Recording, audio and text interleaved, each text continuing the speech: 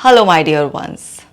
आज इस वीडियो में बात करने वाली हूँ मैं रिलेशनशिप में चीटिंग के बारे में। आजकल बहुत ही ज़्यादा कॉमन हो गया है, रिलेशनशिप में लोग बहुत ही ईजीली चीट करते हैं। अब चीटिंग इतनी कॉमन हो गई है और जब भी कोई चीटिंग का केस सामने आता है तो वो दूसरे पार्टनर जिसको चीट किया गया है उसे बुरी तरीके से तोड़ देता है, क्योंकि जिसने चीट किया उसके पास अपने कुछ एक्सक्यूज़ेस होते हैं, ऐसा उससे कैसे हुआ, या फिर वो कई बार बचने के लिए बहुत उल्टे सीधे रीज़न देता है। लेकिन ये सारी रीजनिंग चलती नहीं है और दूसरे पर्सन को बहुत ही ज़्यादा हर्ट फील होता है, वो बहुत ही बुरी तरीके से टूट जाता है। कई बार एंग्जाइटी में बहुत लंबे समय के लिए फंस जाएगा, कई बार इतना डिप्रेशन आ जाता है, कई बार इंसोमिनिया, तो कई बार रिलेशनशिप ओसीडी, बहुत ज़्यादा सफरिंग आती है। कैसे आप पहचानें कि आपका पार्टनर आपको चीट कर रहा है और किस तरह से डील करना है इस तरह से चीटिंग की सिचुएशन को, आपको सब कुछ सीखने के लिए मिलेगा। मैं इतने सारे केसेस देखती हूँ कि मेरे पास लोग आए तो प्राइमरली ऐसे कंप्लेन करते हुए कि डिप्रेशन है, लेकिन उनके डिप्रेशन का बहुत बड़ा कारण है कि उनके पार्टनर ने उनको चीट किया। सो ये बहुत ही ज़्यादा कॉमनली आजकल देखने के लिए मिल गया है कि आप आराम से किसी भी रिलेशनशिप में चीट कर रहे हैं और उसका कोई पछतावा भी नहीं होता अक्सर लोगों को, क्योंकि उनके पास अपनी कोई रीजनिंग होती है और कहीं ना कहीं उनका ब्लेम होता है कि दूसरे पार्टनर ने ऐसी परिस्थितियां पैदा कर दी थी जिसकी वजह से वो किसी और दूसरी रिलेशनशिप में गए। अपने आप को ऐसे चीटिंग करने के बावजूद भी वो इनोसेंट साबित करने में लगे रहते हैं। तो ये बहुत ही ज़्यादा यूज़फुल वीडियो है, शेयर ज़रूर करना है, कमेंट कर भी मुझे बताना है कि आपको कितनी हेल्प मिली इस वीडियो से। अगर आप चैनल पे नए हैं तो सब्सक्राइब ज़रूर करेंगे। अब ऐसा कोई भी टफ टाइम अगर आपकी लाइफ में आएगा तो आपको रिलैक्सेशन की ज़रूरत पड़ेगी, आपको माइंड को काम करने की ज़रूरत होगी, तो आप डॉक्टर ऋषिका जैन ऐप को डाउनलोड कर लीजिए ताकि आप डेली ब्रीदिंग एक्सरसाइज करें, मेडिटेशन करें और अपने टफ टाइम से बाहर निकल आएँ। तो चलिए सीखते हैं। जैसा मैं आपको बता रही हूँ कि आजकल बहुत ही कॉमन हो गया है चीटिंग। अब ऐसा नहीं है कि कोई मेल ही चीट करता है, फीमेल्स भी चीट करती हैं। तो यहाँ पर मैं जेंडर बायस होकर नहीं बोल रही हूँ, मैं पार्टनर का मतलब है मेल या फीमेल कोई भी हो सकता है। सो आपको बहुत ध्यान से समझना है। तो ये है साइंस। अब सडन चेंज इन बिहेवियर, अगर किसी के बिहेवियर में एकदम सडन चेंज हो जाता है, मान लीजिए पहले कोई आपकी केयर कर रहा था, आपके लिए खाने पर वेट करता था, आपका सामान ऑर्गेनाइज करता था, आपकी बात को सुनता था, आपको हर तरीके से, मतलब उसके बिहेवियर में कहीं ना कहीं ऐसा लग रहा है कि जैसे उसका जो पहला बिहेवियर था, जो आपके लिए उसका ट्रीटमेंट था, अब वो सब कुछ बिल्कुल चेंज हो रहा है। और ये बड़ा सडन हुआ है, कुछ ऐसा हुआ नहीं है, आप लोगों के बीच में कोई लॉन्ग टर्म मिसअंडरस्टैंडिंग नहीं थी, कुछ और भी ऐसा नहीं हुआ है, लेकिन एकदम से सडनली उसके बिहेवियर में चेंज आता जा रहा है। तो ये एक रेड फ्लैग है समझने के लिए कि कुछ तो गड़बड़ है, कुछ तो दाल में काला है। क्योंकि कभी कभी तो हम सबका ही बिहेवियर चेंज होता है, रोज़ तो हम ऐसा एक जैसा बिहेवियर नहीं कर सकते हैं। लेकिन अगर आप अक्सर नोटिस करने लगे कि अब उस पर्सन का बिहेवियर चेंज हो रहा है, स्पेशली वो एकदम से केयरलेस होता जा रहा है आपके लिए, अब उसे फ़र्क ही नहीं पड़ता है कि आप उसे टाइम दे रहे हैं नहीं दे रहे हैं, वो अपने आप ही एक आइसोलेशन में, अपने ही एक दुनिया में मग्न रहता है। सो जब भी इस तरीके का कुछ भी आप चेंज देखें उसके बिहेवियर में, तो समझिए ये एक रेड फ्लैग है।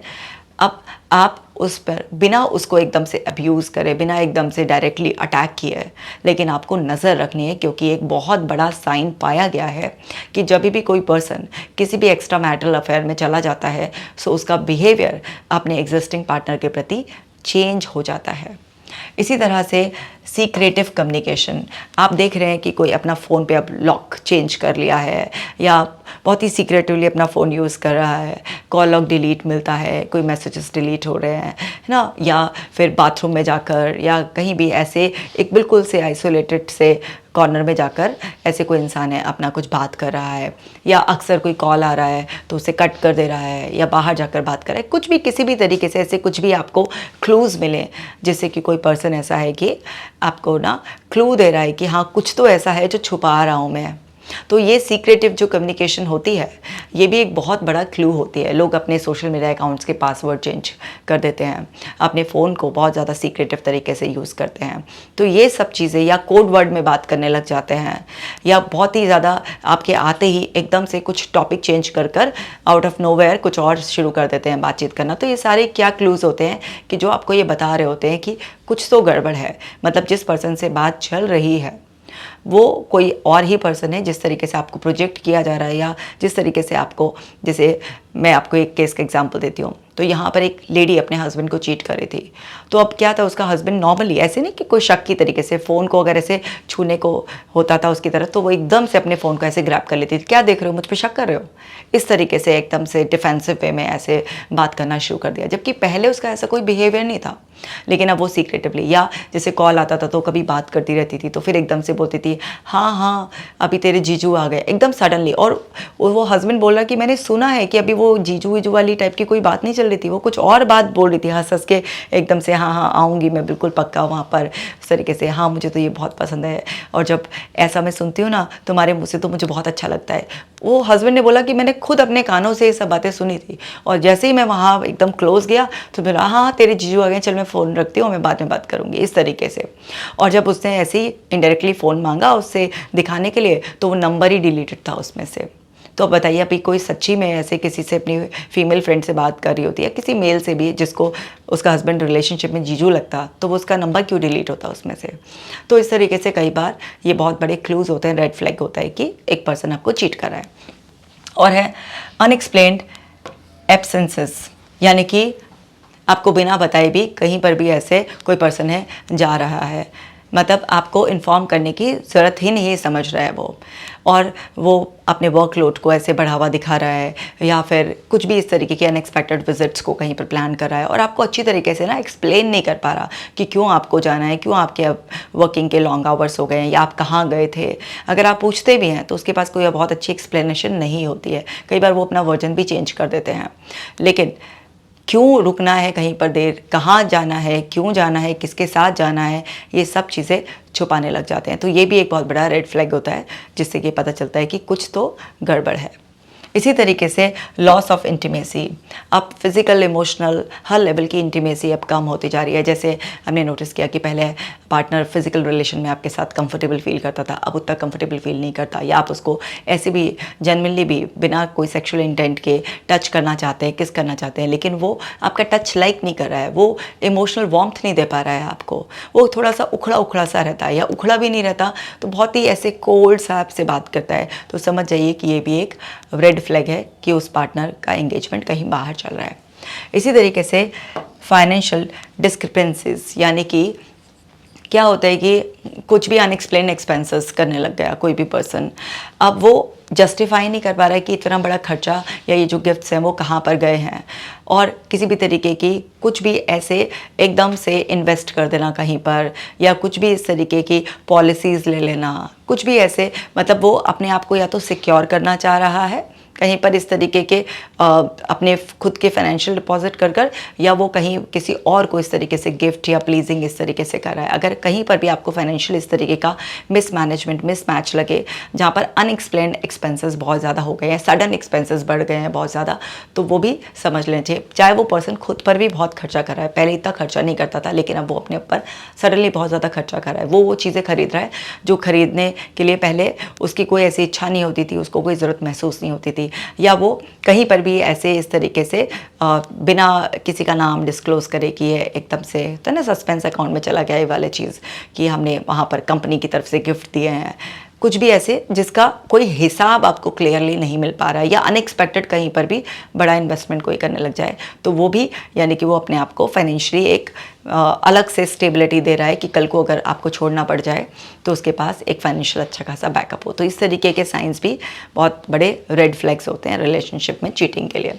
और होता है डिफेंसिव एटीट्यूड, आपने ज़रा सा कुछ क्वेश्चन पूछ लिया कि लेट क्यों है, या कुछ भी इस तरीके से एकदम से भड़क भड़क के आपके ऊपर आ रहा है, वो पर्सन एकदम से डिफेंसिव हो जा रहा है, और बात बात पर आपको यही बताया जा रहा है, यही जताया जा रहा है कि जैसे आप शक कर रहे हैं, आपसे ज़्यादा शक्की और बहुत ज़्यादा नज़र रखने वाला इंसान तो कोई है ही नहीं। और अगर आप उसके बिहेवियर पर या किसी भी तरीके से उसके फाइनेंशियल एक्सपेंसेस या कुछ भी ऐसे कि वो यहाँ क्यों गया था, वहाँ कुछ भी आपने नॉर्मली भी बात करनी चाहिए, तो वो पर्सन एकदम डिफेंसिव होकर आपको बस और बस यही बताने की कोशिश कर रहा है कि आप कितने इमेच्योर हैं और आपको बिल्कुल भी ट्रस्ट नहीं है। तो ये सब भी क्या है, रेड फ्लैग है। और है इनकंसिस्टेंसी इन स्टोरीज, मतलब आपको उसने कोई रीज़न बताया, सपोज़ कीजिए आपने कुछ पूछा कि भाई ये खर्चा यहाँ पर कहाँ हुआ था, तो उसने पहले कोई और बात बताई, आपने उसे एक दो दिन बाद किसी और तरीके से घुमा के पूछा तो उसने कोई और स्टोरी सुना दी, या कहीं पर लेट हो गए थे तो लेट आने का रीज़न पहले कुछ और बताया, फिर बाद में किसी और दिन कोई रीज़न और कुछ बताया। मतलब हर चीज़ में क्या है कि डिफरेंसेस आ रहा है, इनकन्सिस्टेंसी है उन स्टोरीज़ में जो आपको सुनाई जा रही हैं, जो रीजनिंग दी जा रही है, कभी कोई रीज़न कभी कोई रीज़न। अगर आप ये क्वेश्चन करें अपने पार्टनर से कि भाई मेरे साथ बैठकर अब उस तरीके से लंच डिनर क्यों नहीं एंजॉय किया जाता है, या मुझे टाइम क्यों नहीं दिया जाता, तो कभी वो पर्सन कह रहा है मैं बिज़ी हूँ, कभी कह रहा है मेरी तबीयत ठीक नहीं है, कभी कह रहा है मुझे वहाँ पर बहुत अर्जेंट काम है, कभी भी कुछ भी, मतलब अपनी स्टोरीज़ बार बार चेंज कर रहा है। तो ये सब क्या है, ये रेड फ्लैग्स हैं कि उस पर्सन की लाइफ में अब कोई दूसरा पर्सन आ चुका है जिसके साथ वो अभी फ़िलहाल टेम्परेरी डीपली कनेक्टेड है।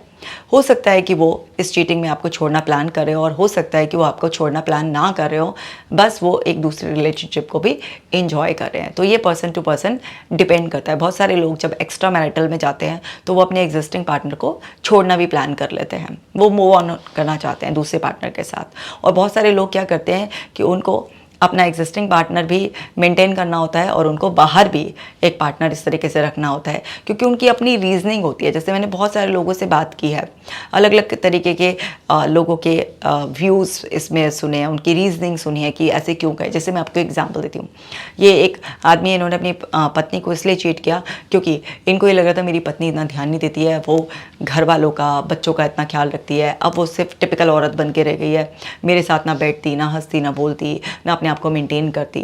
तो मुझे एक ऐसा पार्टनर चाहिए था जो मुझे समझ सके, जो मेरी टक्कर का हो, जो मेरे साथ इंटेलेक्चुअल डिस्कशन कर सके, जो मेरे साथ अच्छी तरह से ड्रेसअप होकर बाहर जा सके। तो उनको उनके ऑफिस में कोई ऐसी लेडी मिल गई जो इनकी उस इमेज से मैच कर रही थी, जो अपने पार्टनर की इनके दिमाग में इमेज सेट थी। तो इनका अफेयर का ये कारण था कि धीरे धीरे वो अट्रैक्ट होते चले गए, क्योंकि आप किसी के भी प्रति अट्रैक्ट हो रहे हो तो कहीं ना कहीं वो आपकी कोई ऐसी मिसिंग नीड पूरी कर रहा है, क्योंकि हम सब की कुछ ऐसी नीड्स होती हैं जो अगर पूरी ना हो तो वो फिर हमारे अंदर बहुत डिस्कम्फर्ट पैदा करती हैं। इनका रीज़न ये था। एक और लेडी का जो रीज़न था अफेयर में जाने का, वो ये था कि उसका हस्बैंड ओवर बिजी रहता था, बहुत ही ज़्यादा बिजी। सुबह निकल गए, रात को 10 बजे आ रहे हैं, उसके बावजूद भी काम के फ़ोन चालू हैं, बस खाया सो गए। कभी ऐसे सेक्सुअल रिलेशनशिप का मन करा तो बस ज़बरदस्ती बनाई, फटाफट से और ख़त्म हो गया। इस तरीके से मतलब उसको कोई भी ऐसे टाइम नहीं देना, इस तरीके से कोई भी इमोशनल एक्सप्रेशन नहीं था उनका, कोई वैल्यू नहीं मिल रही थी, वो बहुत ही इमोशनली ऐसे डिप्राइव्ड फील कर रही थी। तो उसको क्या हुआ कि वहाँ पर वो जिम जाती थी, तो वहाँ पर जिम में उसको एक पर्सन मिला जो उसको इस तरीके से इंपॉर्टेंस देने लगा, रोज़ विश करने लगा, उसको पूछने लगा आप कैसे हो। इस तरह से धीरे धीरे उनका बॉन्ड बन गया और उनका रिलेशनशिप बन गया इस तरह से। तो यानी कि किसी को इंपॉर्टेंस चाहिए तो इस वजह से वो किसी रिलेशनशिप में जा रहा है, किसी को कंफर्ट चाहिए तो वो इसलिए रिलेशनशिप में जा रहा है, किसी को ग्रोथ चाहिए तो इसलिए जा रहा है। क्योंकि हम ह्यूमन्स की जो होती है ना, मेन इस तरीके से 7 नीड्स होती हैं ना। एक होती है हमारी कंफर्ट, एक होती है हमारी चेंज,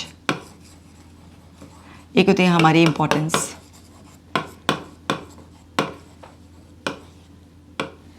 लव, ग्रोथ, सर्विंग और नथिंगनेस।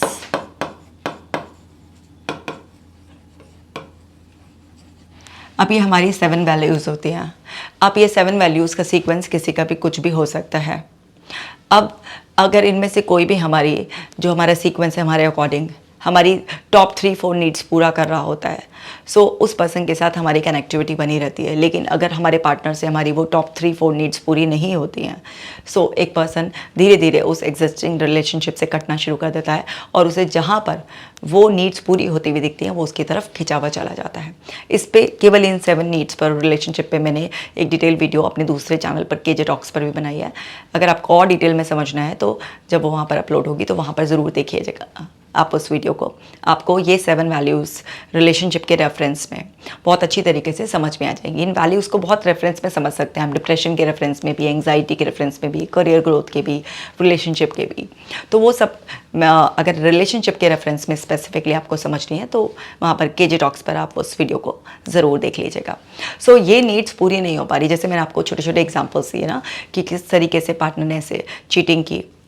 अब मैं आपको एक और छोटा सा एग्जांपल देती हूँ, फिर हम आगे कैसे डील करते हैं उसकी तरफ बढ़ते हैं। तो यहाँ पर भी एक मेल ही थे जिन्होंने अपनी वाइफ को चीट किया। अब उन्होंने अपनी वाइफ को क्यों चीट किया? इसलिए चीट किया क्योंकि उनके घर में बहुत ज़्यादा कलेश रहता था, हर समय सास बहू का झगड़ा झगड़ा झगड़ा, इतना झगड़ा रहता था। हर समय जैसे ही वो घर में एंटर करते थे उनकी वाइफ शुरू हो जाती थी, तुम्हारी माँ ने यूँ करा, ये करा, वो करा, कंप्लेनिंग कंप्लेनिंग कंप्लेनिंग, इतना ब्लेम करना, इतना ज़्यादा लैंग्वेज, फाउल लैंग्वेज का यूज़ करना कि उस इंसान को इतना स्ट्रेस आ गया कि ये औरत अगर मुँह खोलेगी तो बस जहर ही उगलेगी इस तरीके से। ठीक है, मेरी माँ की गलती है, इसकी गलती कम है, सब कुछ है, लेकिन इन सब घरेलू झगड़ों की वजह से हमारी पर्सनल रिलेशनशिप को क्यों नर्क बना दिया। तो वो इतना ज़्यादा स्ट्रेस में आ गए, इतना झेलते रहे उस चीज़ को, उनकी नींद भी डिस्टर्ब हो गई, बहुत परेशान भी हो गए, बहुत समझाने की कोशिश करी, लेकिन जब वो मानी ही नहीं बिल्कुल भी, और बिल्कुल उसने फिज़िकल डिस्टेंस भी बना लिया कि नहीं, अब मुझे तुमसे कोई मतलब नहीं रखना है, तुम बिल्कुल, इतने अपशब्द भी यूज़ करे कि तुम्हारे बस की कुछ नहीं है, और वो शब्द भी मैं यूज़ नहीं करूँगी अभी। तो वो ऐसे ऐसे शब्द बोलती है उनको जो कोई मेल ईगो को बड़ा चोट लग जाता है कि तुम्हारे बस की कुछ नहीं है, ये नहीं, वो नहीं है, मुझसे दूर रहा करो, इस तरीके से यूज़ करके। अब वो बहुत ज़्यादा परेशान हो गए। अब जब वो इतना परेशान हो गए तो उनका अपना बिजनेस था, तो उन्हीं के वहाँ पर एक जॉब करने के लिए एक लेडी आई। अब वो लेडी आई तो वो उनको परेशान देखती थी तो थोड़ा पूछ लेती थी, सर क्या बात है, ये सब इस तरीके से, और थोड़ा केयरिंग उसने एटीट्यूड दिखाना शुरू किया, सर आप अपनी रिस्पॉन्सिबिलिटी मुझे दे दीजिए, मैं संभाल लूँगी, इस तरीके से। मतलब वो जो एक नीड थी एक्सेप्टेंस की, एप्रिसिएशन की, सपोर्ट की, वो सारी की सारी वहाँ से पूरी होने लग गई। तो वो धीरे धीरे धीरे धीरे वो रिलेशनशिप में आ गए। सो मेरा कहने का मतलब ये है कि हर इंसान की अपनी एक स्टोरी हो सकती है, अपनी रीजनिंग हो सकती है, कुछ भी हो, लेकिन अगर आपका पार्टनर चीट कर रहा है तो आप इस तरीके से पहचान सकते हैं। हाँ, एक केस और मुझे याद है, बहुत वो है। यहाँ पर क्या है कि जिस आदमी ने चीट किया अपनी वाइफ को, तो उस वाइफ की कोई गलती नहीं थी। वाइफ बहुत ही ज़्यादा सपोर्टिव थी, बहुत ही ज़्यादा सपोर्टिव। इतनी अच्छी वाइफ हो नहीं सकती, क्योंकि जब चीटिंग पकड़ी गई और वाइफ ने बहुत ज़्यादा उस चीज़ के लिए पूरा का पूरा कहा कि भाई ये चीटिंग तो मेरे को बिल्कुल भी एक्सेप्टेबल नहीं है, तो तब उन्होंने खुद ही एडमिट किया कि मेरी वाइफ के लेवल पर 1% भी गलती नहीं थी, मेरी वाइफ बहुत ही बढ़िया है, बस मेरी आदत ही ऐसी है, मेरे को एक वो है कि मेरे को ना दूसरी लेडीज़ के साथ भी ऐसे क्लोजनेस बनाना, फिजिकल रिलेशन बनाना बहुत वो है कि मेरे अंदर सेक्सुअल एनर्जी कुछ ज़्यादा ही है, और मुझे अच्छा रहता है कि मैं अलग अलग औरतों के साथ रिलेशन बनाऊँ। तो ये भी एक हैबिचुअल पैटर्न और आपके अंदर का कुछ इस तरीके की बॉडीली नीड्स भी जो ज़रूरत से ज़्यादा ही हैं, जो पूरी नहीं हो पा रही है, पार्टनर करता करता थक जाता है लेकिन पूरी नहीं हो पा रही है, तो कई बार इस रीज़न की वजह से भी लोग एक्स्ट्रा मैरिटल में चले जाते हैं। तो वो जैसे मैं बता रही हूँ कि सबके अपने अपने रीजंस होते हैं, बट पहचानने का तरीका यही है, क्योंकि इन सारे केसेस में सबको जो रेड फ्लैग्स मिल रहे थे वो इन्हीं में से कुछ ना कुछ ऐसे रेड फ्लैग्स थे। तो चलिए, अब अगर आपको पता चल जाए तो कैसे डील करना है ना, अगर इस तरीके की चीटिंग से, तो ये है stay calm and gather facts.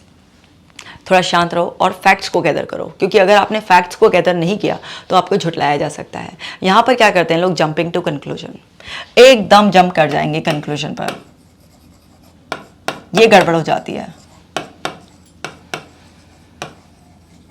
क्या होता है कि जैसे ही आपको रेड फ्लैग मिला और एकदम तुरंत आपने अपने पार्टनर को बोलना शुरू कर दिया, तो मोस्टली चांसेस ऐसे हैं कि आपको झूठा साबित कर दिया जाएगा और फिर आप ही उस गिल्ट में जिएंगे कि या फिर एक कॉन्फ्लिक्ट में, कन्फ्यूजन में जिएंगे। तो इसलिए एकदम से अटैक मत करो, शांति से शांत रहो और देखो, ऑब्जर्व करो, कुछ एविडेंसेस को गैदर करो, और जब सॉलिड एविडेंसेस आ जाएं तब जाकर अपने पार्टनर से बात करो, एविडेंस बेस्ड बात करो, ताकि आपका पार्टनर एडमिट करे उसे, वो झुटलाए ना। आप कोई बिल्कुल ही बेशरम कैटेगरी का होगा तो वो तभी भी झुटला सकता है आपको कि आपने जैसे फॉल्स एविडेंस क्रिएट करते हैं, बट इसके चांसेस बहुत कम होते हैं।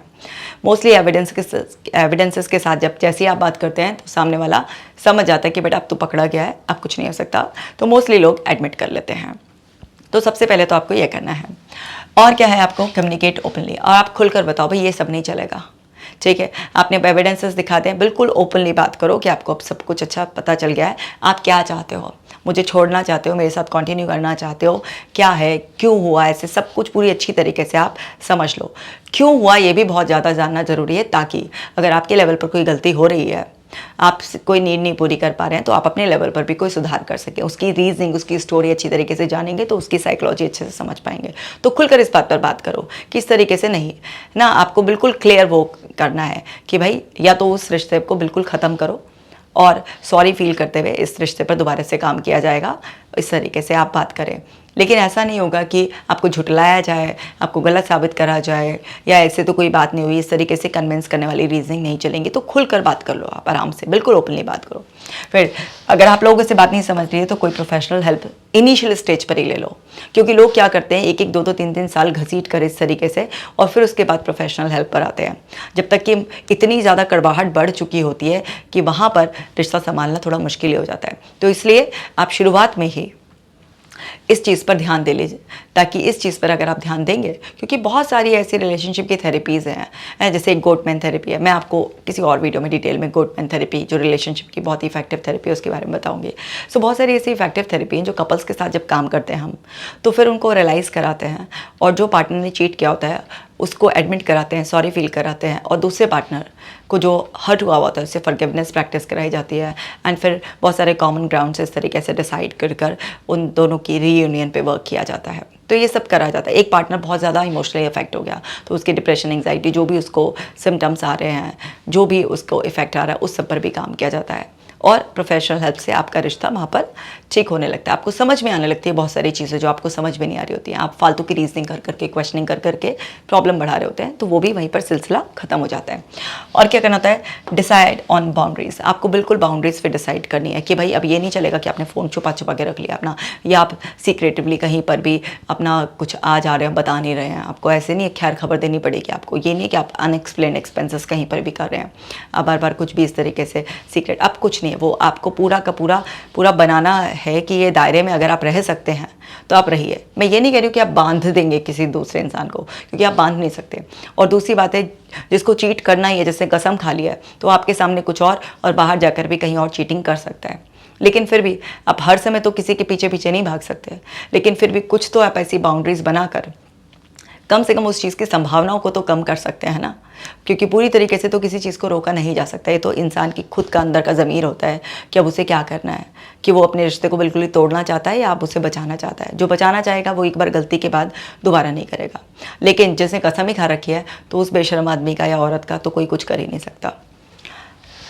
और क्या करना होता है, कंसीडर योर वेलबींग। अपना वेलबींग भी भाई बहुत इंपॉर्टेंट है। तो ऐसे में मेडिटेशन करो, योगा क्लासेस करो, डांस करो, जो भी आपको अच्छा लगता है वो आप वो करो। आपको थोड़ा सा टाइम एकदम पीस में अपने साथ बिताना है, अपने आप से अंदर से इनर डायलॉग आपको जो है ना सुनना है बहुत अच्छी तरीके से, कि आपका दिल क्या चाहता है। आप उस पर्सन के साथ जिसने आपको चीट किया, बुरी तरह से तोड़ा है, आप उसके साथ सच में रहना चाहते हो या नहीं रहना चाहते हो। अगर आपको लगता है अंदर से आवाज़ आती है कि नहीं मैं नहीं रहना चाहती, तो मत रहो उसके साथ। ज़बरदस्ती घुट घुट के सोसाइटी के लिए, परिवार वालों के लिए रहने की कोई ज़रूरत नहीं होती है। लेकिन अगर आपके अंदर से ये है कि नहीं मुझे एक मौका देना है, तो अपने मेंटल पीस पर काम करो, क्योंकि बार बार जब एक चीटिंग हो जाती है ना तो इनसिक्योर हो जाता है पर्सन। उसका माइंड ही फिर उसको बार बार इस तरीके से शक के थॉट्स देने लगता है। तो अपने उस पर काम करो कि अंडरस्टैंड करो माइंड की नेचर को, कि अगर माइंड को इस तरीके का कोई भी ऐसे शॉक लगता है तो माइंड उससे बचने के लिए बार बार स्टोरीज बनाना शुरू कर देता है, ऐसे एज्यूम थॉट्स देना शुरू कर देता है। अब ऐसा भी नहीं है कि जैसा आप सोच रहे हैं या मायने लगा रहे हैं बार बार ऐसा करा होगा, ऐसा छुआ होगा, यहाँ बैठे होंगे, ये दिया होगा, ये लिया होगा, इन सब से कुछ नहीं होने वाला। तो अपने ऊपर काम करना है, अपने माइंड को शांत करने पर काम करना है। इसी तरीके से गेट सपोर्ट। अपने फैमिली मेम्बर्स का, कुछ क्लोज फ्रेंड्स का सपोर्ट ज़रूरी है ऐसे टफ टाइम में, क्योंकि जब आप इस चीज़ को थोड़ा सा क्लोज लोगों के साथ पब्लिक कर देते हैं, जो कि इसमें ना बड़े मिक्स्ड ओपिनियंस है कि करना चाहिए नहीं करना चाहिए, लेकिन आप बहुत क्लोज लोगों के साथ कर सकते हैं, ताकि उस पर्सन के ऊपर एक कम से कम इतनी तो रिस्पॉन्सिबिलिटी आ जाए ना कि अब केवल मेरी पत्नी को या मेरे पति को नहीं पता, अब घर में और लोगों को भी पता है। तो उसकी एक ऐसे ना एक मॉरल ड्यूटी बन जाए कि भाई अब मुझे ये सब चीज़ें नहीं करनी है।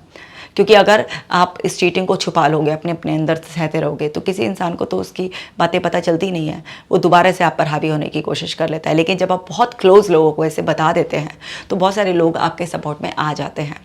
अब इसके कुछ नेगेटिव इफ़ेक्ट भी सामने आते हैं कि वो पर्सन अपनी रिस्पेक्ट खो देता है, कई बार लोग फिर उसको शक की नज़रों से देखते हैं। तो इसके बहुत सारे मिक्स्ड व्यूज़ हैं, जिसकी वजह से कुछ लोग ओपन करना चाहते हैं और कुछ लोग ओपन नहीं करना चाहते हैं। तो दोनों ही सही है, ये डिपेंड करता है कि सिचुएशन कैसी है और आपके घर वाले कितने, जो क्लोज लोग हैं वो कितने सपोर्टिव हैं। अगर वो सपोर्टिव हैं, आपकी हेल्प कर सकते हैं, तो आप ओपन करें, और नहीं हैं ऐसे तो आप ओपन ना करें, क्योंकि उससे ओपन करने से कई बार लोग फिर एडवांटेज लेने लग जाते हैं उस चीज़ का।